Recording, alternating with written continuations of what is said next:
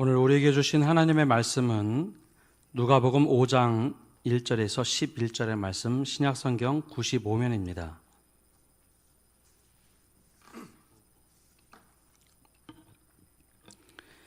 제가 말씀 봉독하겠습니다.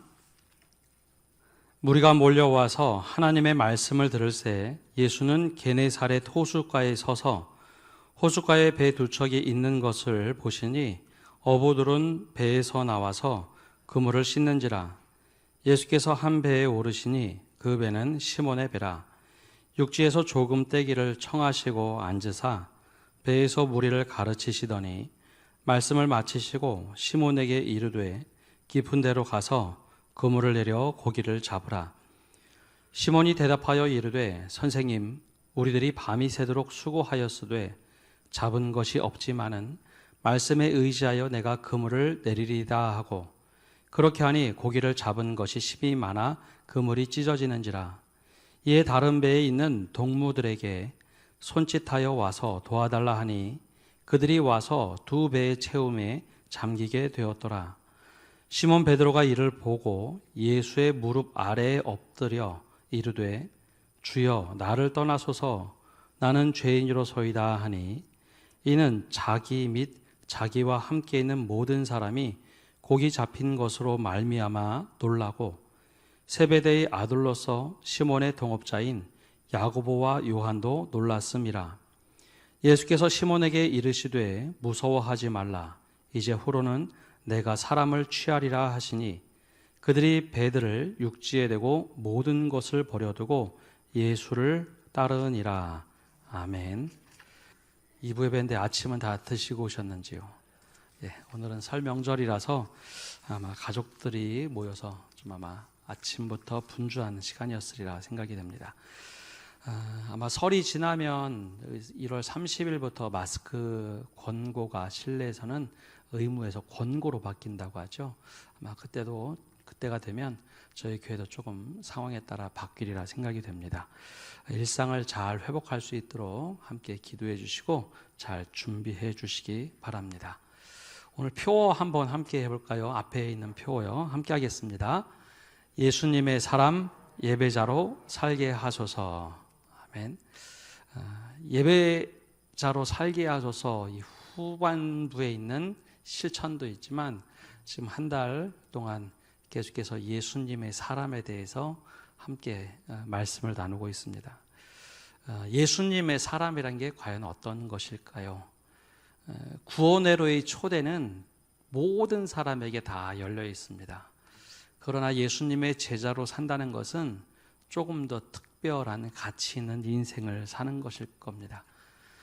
우리에게 일회용으로 인생을 하나님께서 맡겨주셨는데 그 인생을 단지 구원회로의 초대로 살아가는 것보다는 조금 더 믿음의 헌신을 통해서 예수님의 사람, 제자로 살아가는 것이 훨씬 더 가치 있는 인생이 아닐까 생각을 합니다.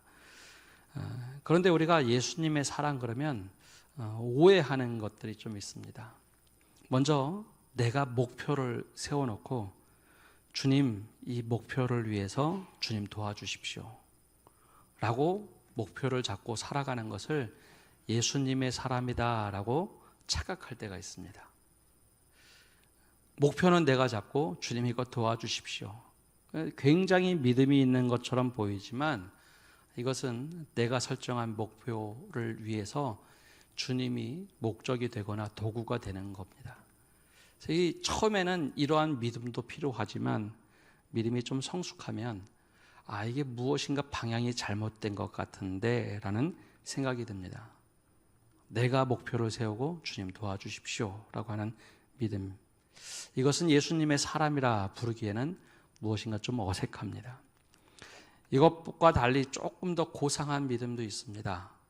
내가 주를 위해서 이렇게 헌신하겠습니다. 내 자기 주도적인 삶을 사는 겁니다. 물론 자기 주도적인 삶 대단히 중요합니다. 그런데 주님, 내가 주님을 위해서 내가 이렇게 하겠습니다. 기도의 단절이고 주님을 위해서 내가 설정하고 내가 목표를 잡는 것. 전자보다는 조금 더 고상하지만 이런 삶에도 결국은 내가 원하는 것을 하기 때문에 예수님과 깊은 관계보다는 목적 지향적인 삶이 되는 경우가 많이 있습니다. 과거에는 이런 믿음을 굉장히 좋은 믿음이라고 많이 얘기했습니다. 목표를 설정하고 계속 기도하면 하나님이 응답해 주실 거다. 조금 더 나가서 주님을 위해서 헌신하자. 근데 그 헌신에도 내 욕망이나 내 욕심이 들어가 버리면 방향이 잘못되는 경우가 많습니다.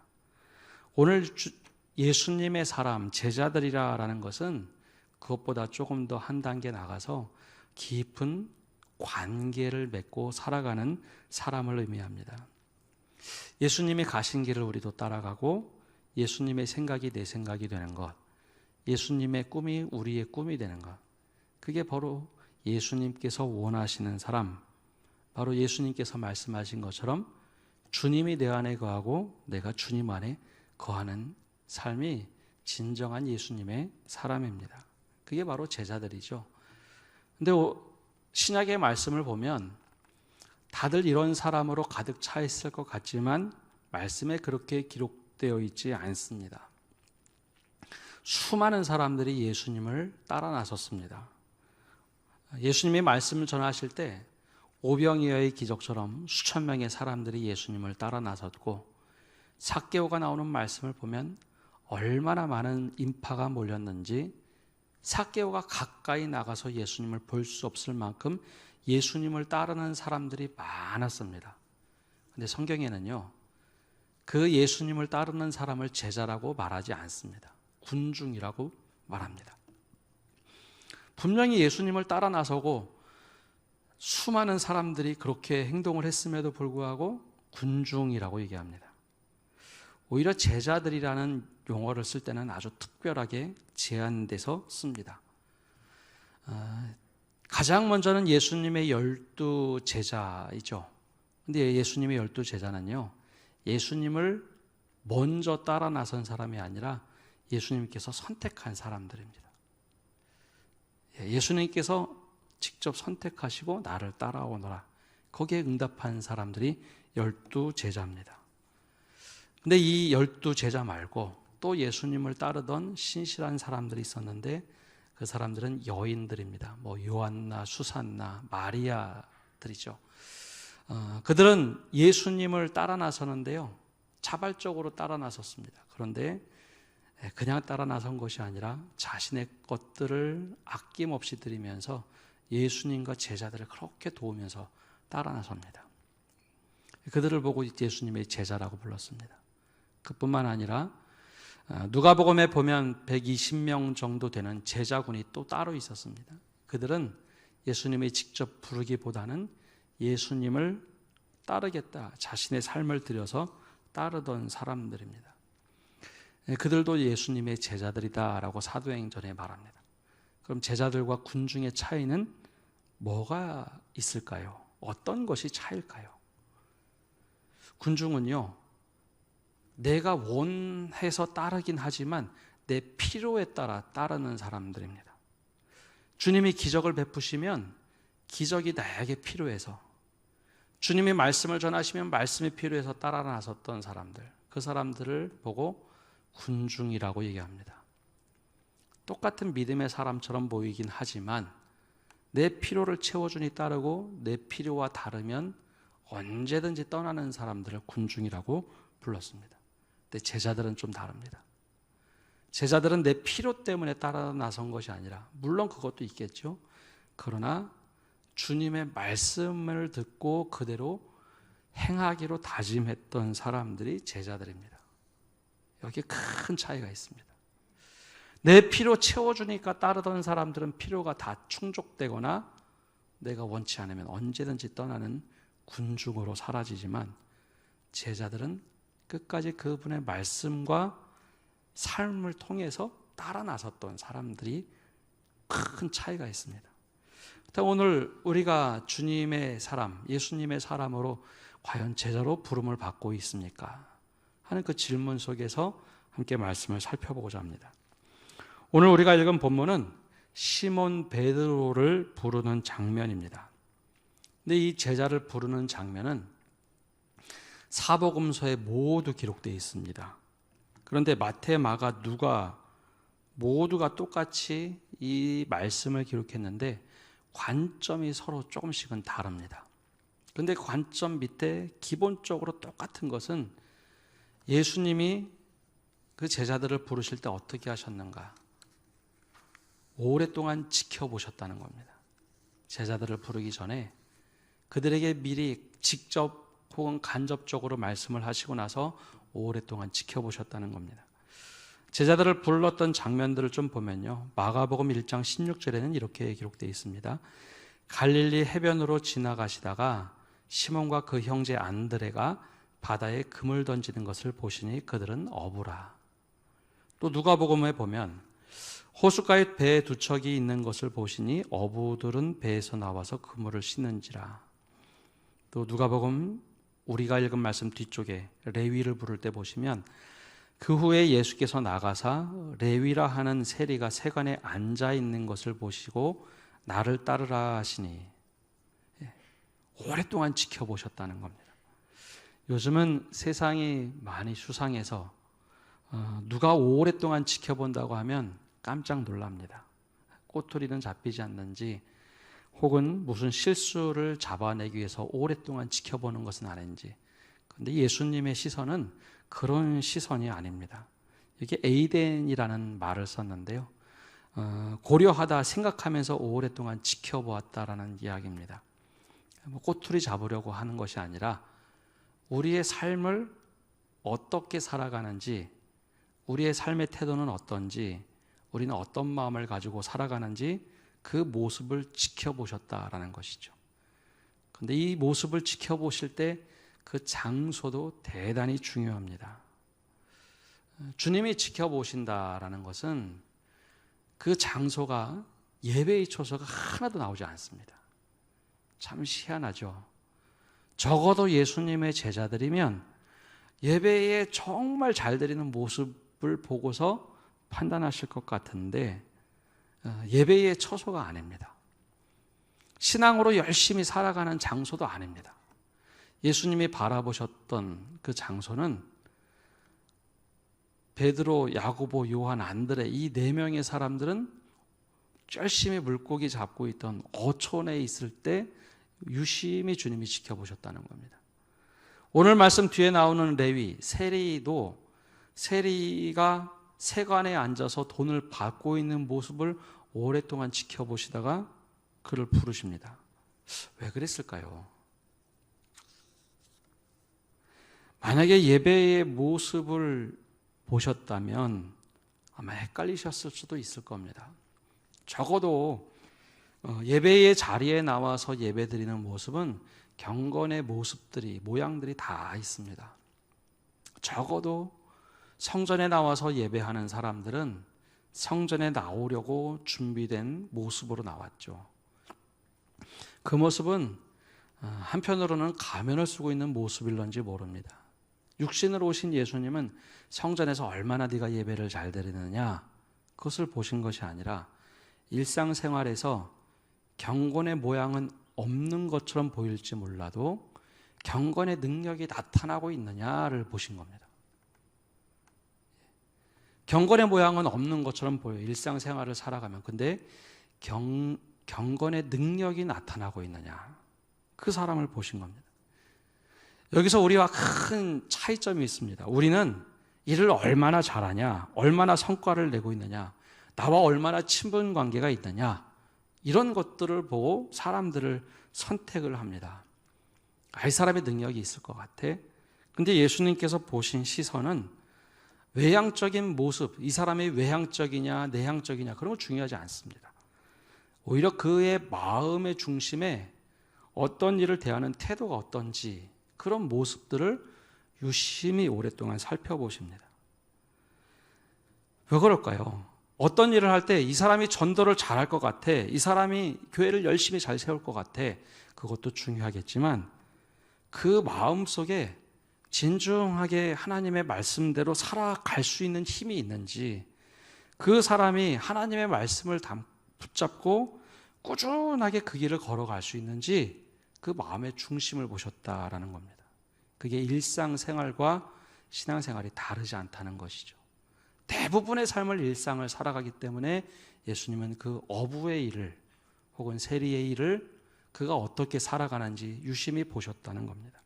그 속에서 바로 겨자씨만한 믿음을 보십니다. 겨자씨만한 믿음. 겨자씨 굉장히 작죠. 좁쌀만큼 작습니다. 근데 그 속에서 예수님이 보신 것은 가능성입니다. 지금 이 사람이 얼마나 믿음이 좋으냐, 얼마나 성공했느냐가 전혀 중요치 않았어요. 이 사람의 믿음의 가능성이 있느냐, 겨자씨만한 믿음을 보시고 겨자씨만한 믿음에서 장차 겨자나무가 되는 그 마음의 중심을 보시고 그 사람들을 부르셨다는 겁니다. 이것이 우리가 가지고 있는 생각과 다른 겁니다.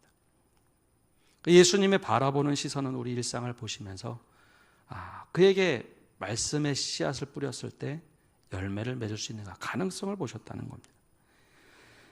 우리가 일평생 살아가면서 일회용 인생 살아갈 때 지금도 듣지 않았습니다. 나는 주님께서 원하시는 바로 그 사람인지, 우리의 일상의 삶을 어떻게 살아가고 있는지, 하나님 앞에서 어떻게 살아가고 있는지 진중하게 나 자신 한번 들여다봐야 합니다. 신앙의 모습만 신앙이 아닙니다. 일상생활 전체를 주님께서 우리를 부르실 때, 특별히 일을 맡기실 때는 바라보신다는 것을 우리가 잊지 말아야 합니다. 두 번째는 예수님께서 오랫동안 지켜보신 후에 무엇을 하셨을까라는 겁니다. 제자들을 부르실 때, 당신의 제자 직접 부르실 때 예수님은 조건이나 타협을 하지 않습니다. 아주 단순합니다. 나를 따라오너라, 그 말 한마디만 하십니다. 그 전에 이미 여러 가지 직간접적으로 말씀은 하시지만 우리를 정말 특별하게 부르셔서 제자로 삼으실 때는 나를 따르라 라는 결단과 촉구를 요구하십니다. 그러면 그 응답의 몫은 이제 우리에게 달려있는 겁니다. 누구나 구원의 초대는 다 하십니다. 그것은 하나님의 자녀가 되는 은혜고 축복입니다. 그러나 주님께서 사용하실 때는, 예수님의 사람이라 라고 부름을 받을 때는 특별히 주님의 부르심에 응답을 하는 사람들을 사용하십니다. 여기서 주님의 부르심에 응답하는 제자들의 모습, 그것이 어떤 것인가라는 것이죠.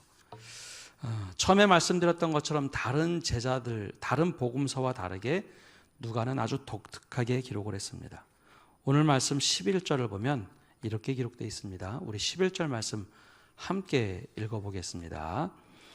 그들이 배들을 육지에 대고 모든 것을 버려두고 예수를 따르니라. 28절 말씀도 함께 읽어볼까요? 28절입니다. 그가 모든 것을 버리고 일어나 따르니라. 아멘. 전자는 베드로고요, 후자는 레위입니다. 세관에 앉아있던 레위. 제자들은 똑같이 자기들의 것을 버렸다라고 했는데요, 마태, 마가 그리고 요한은 아주 구체적으로 자신의 것들을 버렸다라고 기록합니다. 뭐라고 기록하냐면 자신의 그물을 버리든지 배를 버리든지 버렸다라고 봤지만 누가는 좀 관점이 달랐습니다.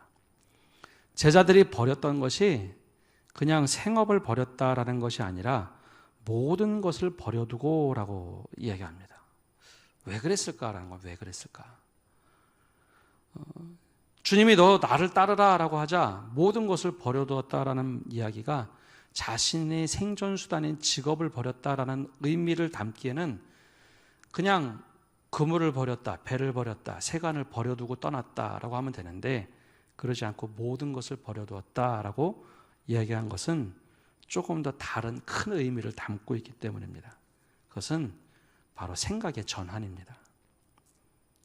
내가 지금까지 살아오던 생각을 바꾸고 신앙의 틀까지도 바꾸면서 주님을 따랐다라는 거죠. 내가 버렸다는 것이 그냥 단지 오랫동안 우리가 이 말씀을 보면서 맞아, 주님을 따르기 위해서는 직업을 버려야 돼, 목회자가 돼야 돼, 선교사가 돼야 돼, 그렇게 많이들 이해를 했습니다. 근데 오늘 말씀을 자세히 보면 모든 것을 버렸다는 것은 직업을 버렸다는 건 단순한 이야기가 아닙니다. 내 생각을 버렸다는 거죠. 오늘 말씀에 그렇게 안 나오는 것 같은데요 라고 할 수 있는데요, 이 말씀을 다 하시고 나서 누가는 독특하게 오늘 말씀의 한참 중간쯤에 새 포도주 얘기를 합니다. 37절과 38절에 보면 이렇게 말하고 하고 있어요. 새 포도주를 낡은 가죽 부대에 넣는 자가 없나니 만일 그렇게 하면 새 포도주가 부대를 터뜨려 포도주가 쏟아지고 부대도 못 쓰게 되리라. 새 포도주는 새 부대에 넣어야 할 것이니라. 완전히 새 사람이 되었다는 거죠. 제자들이 버린 것은 바리새인들과 사두개인들이 가지고 있던 유대교 신앙, 그 것조차도 버렸다는 겁니다. 주님을 따르기 위해서 버려야 할 것은 먼저는 사실 생각입니다. 직업을 버리는 것은요, 큰 것 중에 작은 것입니다. 내가 생각을 버리고 내 신앙관을 버리고 주님이 원하시는 것을 담기 위해서는 맞아, 내가 이것을 버려야 된다, 내려놔야 된다는 겁니다. 이미 베드로는 그 경험을 오늘 말씀에 이미 경험한 것이 있습니다. 밤새도록 물고기를 잡다가 하나도 잡지 못했는데 예수님이 굳이 베드로의 배를 타고 말씀을 가르치고 나서는 야, 저 깊은 데 가서 그물을 던지라고 말씀하시죠. 어부의 상식으로는 해가 중천에 떴을 때 깊은 데 가서 그물 던지는 것 말도 안 되는 일입니다. 근데 뭐라고 대답하냐면, 내가 우리들이 밤이 새도록 수고하였으되 잡은 것이 없지만 말씀에 의지하여 그물을 내리리이다. 내가 한번 그물을 내리는 것, 내 생각을 버리는 거죠. 내 생각이 조금 더 있다면 그거 어떻게 내려놓겠습니까? 내 생각을 모두 버린 경험이 한 번 있기 때문에 주님께서 나를 따르라 할 때 내 생각도 버리고 그물도 버리고 배도 버리고 모든 것을 버리고 따라갈 수가 있었습니다. 근데 많은 경우에는 사실 이걸 버리지 못합니다. 예수님을 찾아왔던 부자 관원이 있어요. 부자 관원이 주님께 와서 자랑을 합니다. 내가 말씀을 다 지켜 행했습니다. 어떻게 하면 더 은혜를 받을까? 그걸 물어보자 내가 계명도 지키고 잘 지킨다, 그 자랑을 하자 예수님이 말씀하시죠. 그러면 내 재산을 팔아서 가난한 자들에게 나눠주라. 모든 것을 버려보라 라고 하는데 젊은 관원이 그걸 못합니다. 내려놓을 수가 없는 거죠. 주님을 따르지 못하고 근심 어린 얼굴을 띠고 자기 길을 갑니다. 니고데모도 한번 주님을 찾아온 적이 있습니다. 사람이 거듭나야 천국에 들어갈 수 있다, 그 말씀을 하시자 어떻게, 내 상식으로는 어떻게 사람이 거듭날 수 있습니까? 불가능합니다 라고 자신의 생각을 굳건하게 닫아놓고 받아들이지 못합니다. 물론 후에 니고데모가 예수님의 제자가 되지만 처음에는 내려놓지 못해서 예수님을 따르지 못하는 사람이었습니다. 멀찌감치 바라보죠. 이런 경우가 허다합니다. 내려놓는다고 하더라도 가룟 유다와 같은 경우도 있습니다. 가룟 유다는요, 자신의 것을 다 내려놓고 주님을 따르는 것 같았는데 결정적인 순간 내 뜻과 예수님이 너무 다른 겁니다. 메시아가 너무 달라요. 결국은 은을 받고 예수님을 팔아넘깁니다. 그러니까 내 것을, 내 생각을 먼저 내려놓아야지 주님을 따를 수가 있습니다. 내 생각 그대로 가지고 있으면요, 늘 예수님 따르는데 갈등이 생깁니다. 이게 맞냐 틀리냐, 이렇게 하는 게 옳은가 그런가, 먼저 내려놓을 수 있어야 합니다. 마지막으로 주님을 따르는 사람이 되어야 합니다. 너무 단순한데요, 많은 사람들이 내려놓으면 내 믿음 좋다고 생각하고 다 했다고 생각합니다. 정말 오랫동안 내려놓음이란 책이 유행하면서 우리가 마치 내려놓음의 신드롬처럼 생각합니다. 내려놓고 내가 할 수 없는 것들 포기하고 마치 믿음이 좋은 양 스스로 얘기합니다. 주님, 내가 주님을 위해서 내려놓겠습니다. 그리고 그 자리에 머물러 있다면 그것은 예수님의 제자가 아닙니다. 가장 중요한 것은 따르기 위해서 내려놓는 거지, 내려놓는 것이 목적이 돼서는 안 됩니다. 근데 너무나 많은 사람들이 믿음을 그렇게 생각합니다. 나 내려놔. 주님 앞에서 나 내려놓았어. 힘들면 내려놓았어. 라고 얘기하고 나 주님 앞에서 이렇게 내려놓았잖아요. 주님 내 인생 좀 해결해 주십시오. 근데 그게 믿음이 아니라 제자는 내가 주님을 따라 나서기 위해서 내려놓는 겁니다. 내 생각을 내려놓고 주님의 뜻을 따르겠습니다. 주님의 길을 가겠습니다. 그게 진짜 믿음입니다. 그래서 주의 형제 야고보는 우리에게 행함이 없는 믿음은 죽은 믿음이다 라고까지 이야기를 합니다. 오늘 우리는 정말 주님을 따르고 있습니까? 늘 말씀을 드리지만 우리가 주님을 위해서 무엇을 하는가가 중요한 것이 아니라 주님께서 나에게 무엇을 원하실까? 그 질문이 진정한 제자의 출발입니다. 더 나아가서 주님을 따른다는 것은 내 것을 내려놓고 주님이 원하시는 길을 가는 겁니다. 오늘 이제 설 명절입니다.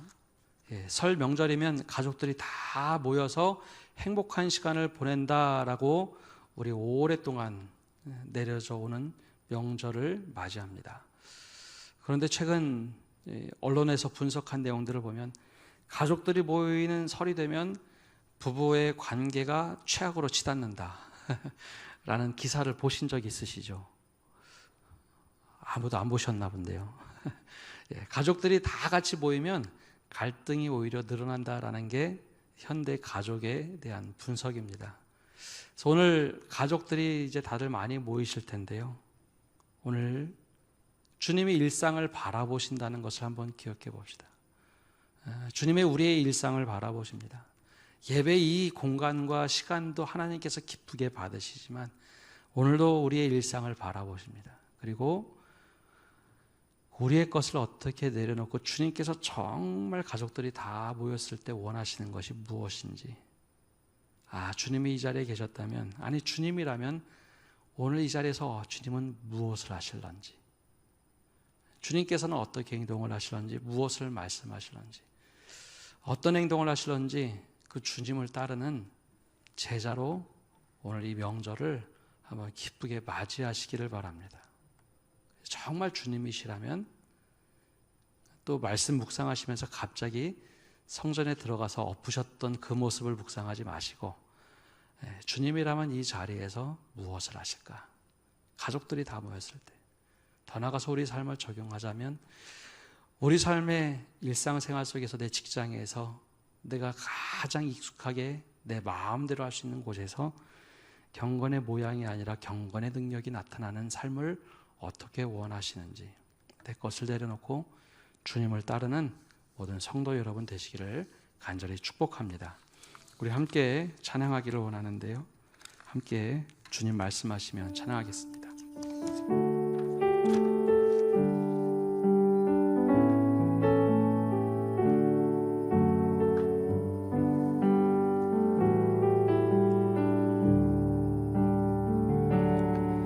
주님 말씀하시면 내가 나가리다. 주님 뜻이 아니면 내가 멈춰서리다. 나의 가고 서는 것 주님 뜻에 있으니 오 주님 나를 이끄소서. 주님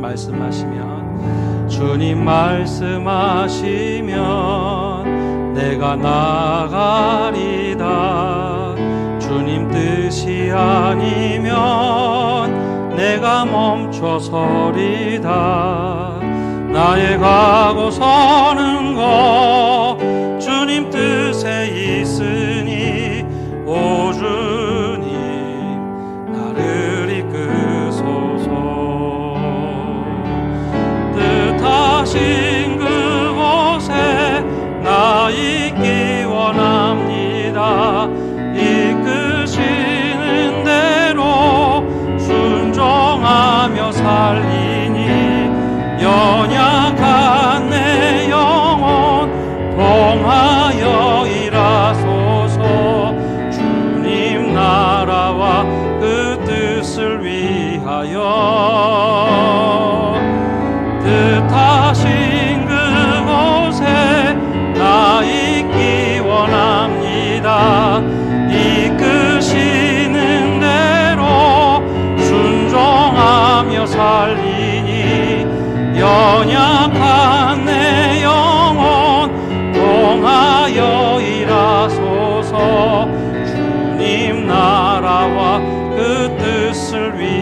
위하여 오 주님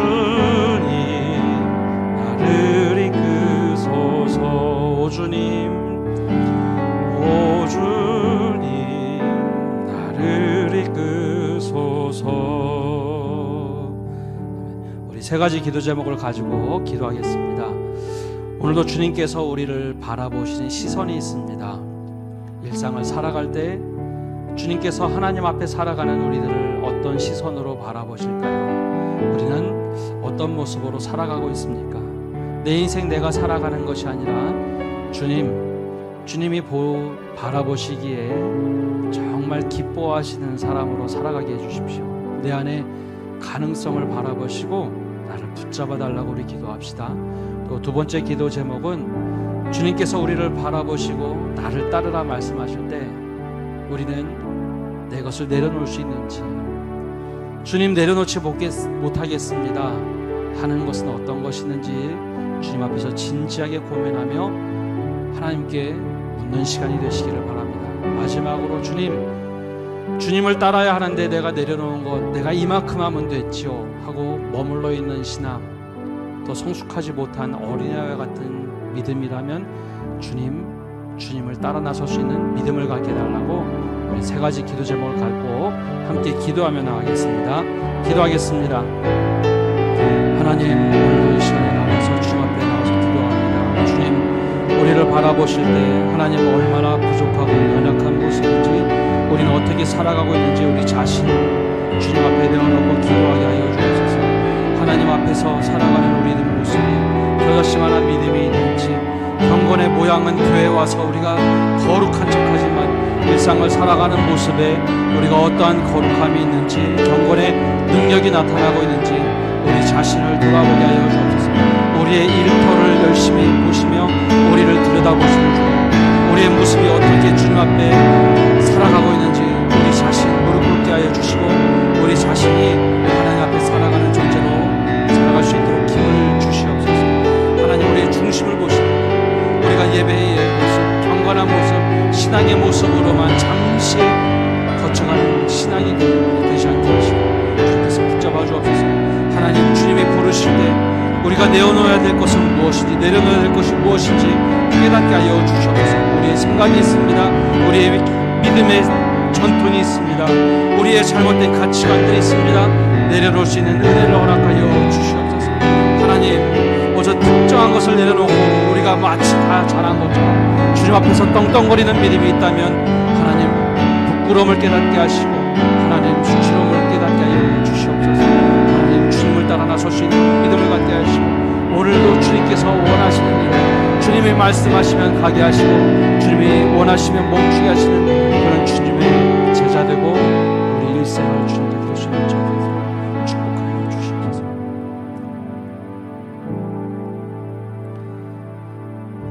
하나님, 우리에게 일생이란 시간을 주시고 단 한 번뿐인 인생을 허락하여 주셨는데 그 시간을 어떻게 살아가고 있는지 우리 자신을 돌아보게 하여 주옵소서. 구원의 초대는 우리를 하셨지만 더 나아가서 주님이 원하시는 제자로 살아가는 우리들의 모습인지 우리 자신을 돌아보게 하여 주시옵소서. 우리가 신앙 생활이라고 이름을 붙일 때는 너무나 잘하는 것 같지만 일상의 모습에서 주님이 바라보시는 그 시선에 주님을 아프게 하는 모습은 없는지요? 우리가 주님이 바라보시는 그 시선 속에서 우리 겨자씨만한 믿음, 경건의 능력들이 나타나는 일상생활이 되도록 축복하여 주시고 믿음을 더하여 주시옵소서. 주님이 우리를 부르실 때 따라 나서기 위하여 우리가 모든 것을 내려놓아야 할진데 내려놓아야 할 것이 무엇인지 깨닫게 하여 주옵소서. 우리의 생각이 너무나 강하여 부자 관원처럼 근심하고 있지는 않은지요, 니고데모처럼 이해를 하지 못하고 있는 신앙은 아닌지 우리 자신 스스로를 돌아보게 하여 주시고 제자들처럼 자신의 삶의 모든 생각들, 삶을 내려놓고 주님을 따라 나설 수 있는 저희 되게 하여 주시옵소서. 내려놓음이 목적이 되지 않게 하시고 주님을 따르는 것이 삶의 목적이 되게 하시고 주님의 말씀과 주님의 삶 그리고 주님의 생각을 닮아 나가서 주님이 기뻐하시는 삶을 살도록 은혜 내려 주시옵소서. 올 초 이제 시작됩니다. 우리의 남은 올해의 시간들 주님께서 원하시는 예수님의 사람으로 살아가도록, 우리 남은 일생도 예수님의 사람으로 살아가도록 축복하여 주옵소서. 예수님의 이름으로 기도합니다. 아멘.